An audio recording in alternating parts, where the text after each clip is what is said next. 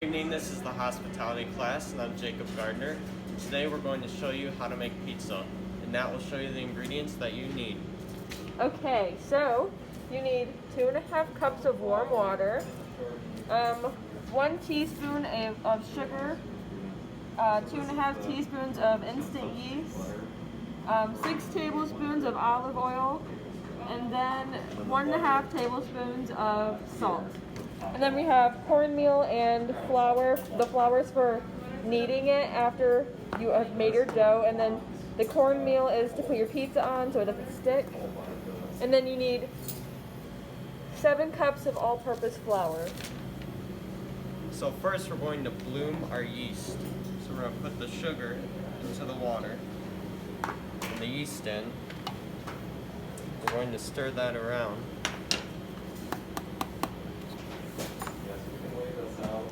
We're going to let that bubble. You have to let that sit for 10 minutes. Then we're going to mix our flour with our salt.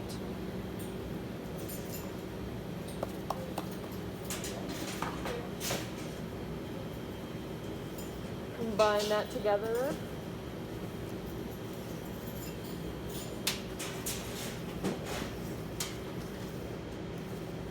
Is by making a little hole in your combination here and then adding the yeast and the olive oil.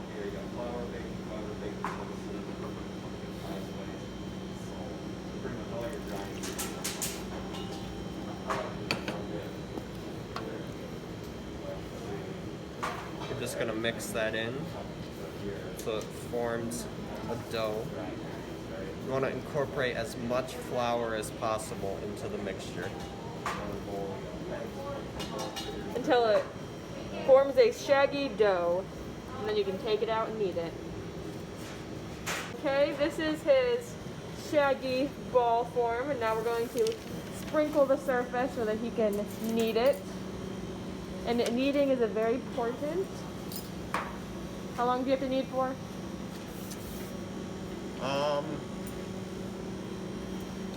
You just need till it's the right texture. You want to build that gluten up in there. At the end, it should be soft, smooth, and bouncy. So when you press on it at the end, it should bounce back at you. You're going to want to knead for 10 to 15 minutes.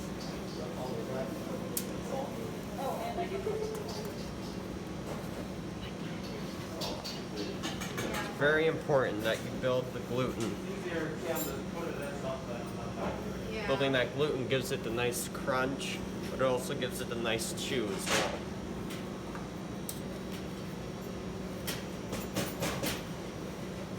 And when kneading, you want to use the palms of your hands.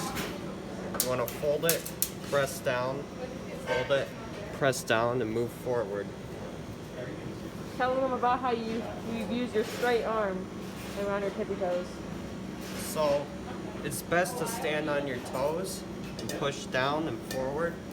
And just use your whole shoulders instead of just using just your hand muscles. You don't really want to bend your elbows. You just want to use all that weight of your body. Push it out. After kneading, and if you can see Through it inside of the light. then you know you did a good job on your gluten building skills. See through it if you want to put up to the light. See that? Yeah, that's perfect. Just building our gluten there. And here is our new dough. If you look, you push on it and it bounces right back. Beautiful gluten built up. So next we're gonna form it into a ball. So you're gonna bring the bottom in. You're gonna put it upside down and just use the sides of your hands to pull in that bottom. Smack it down a bit. We're gonna put it in our bowl with Lightly just a little coat bit it. of oil. Just enough to cover it. Right. We're gonna put it in the bowl, slide it around, get that oil around there. Then we're gonna just lightly coat it. This is olive Spread oil, by that the way. Oil all around. We're going to then wrap it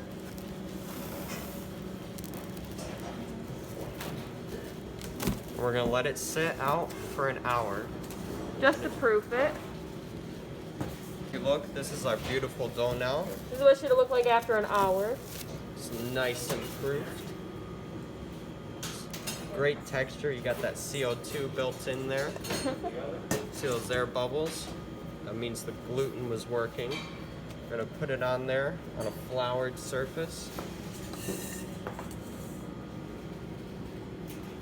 Lightly flour, just spread that around. Make sure it's movable. We're gonna flour the top. Flour that. Flour my hands. We're gonna poke holes into it. Just stretch it out. You're poking holes in it to like kind of break the gluten so it's easier to stretch out and form into your... You just want to make sure when you do this, you're forming it into a circle as well. Because it gets hard if you have it at the state of Texas when you're stretching it. So we got that into a circle now. So you can push on it on the bottom. Add some flour. You want it movable on the table. You don't want it to stick on the table. Not at all. You want that movable. You stretch it out with one hand. Hold it still with the other. Just stretching that into a circle.